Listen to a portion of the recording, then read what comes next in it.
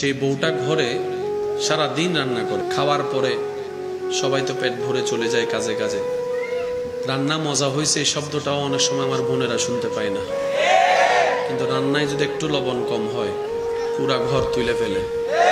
আর যদি খাবারে চুল পাইছে, কারা করছি আমরা?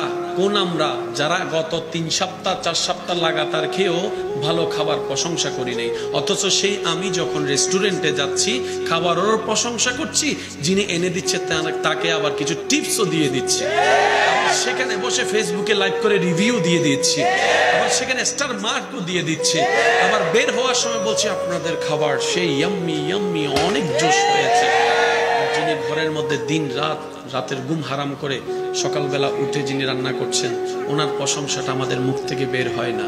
আল্লাহ আমাদেরকে একটু বুঝার তৌফিক দান করুক, আল্লাহ আমাদেরকে একটু বুঝার তৌফিক দান করুক।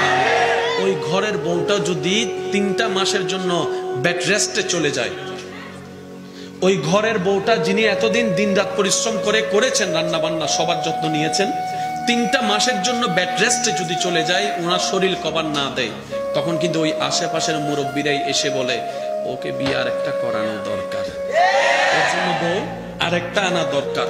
এটা রেখে কি হবে? তার মানে কাজের জন্য রেখেছি। এক কথায় বলি, এসেছেন একা যাবেন একা।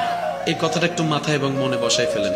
আপনি সব দায়িত্ব পালন করবেন, বাবা হিসেবে দায়িত্ব পালন করবেন, স্বামী স্ত্রী যে যে ক্যারেক্টারে আছেন সব দায়িত্ব পালন করবেন, সমস্যা নাই।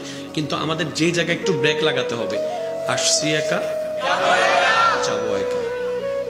আমার জন্য, আপনার জন্য, আমাদের জন্য বান্দা হিসেবে আল্লাহ আছে, উম্মত হিসেবে নবী আছে, আমাদের আর কেউ নেই।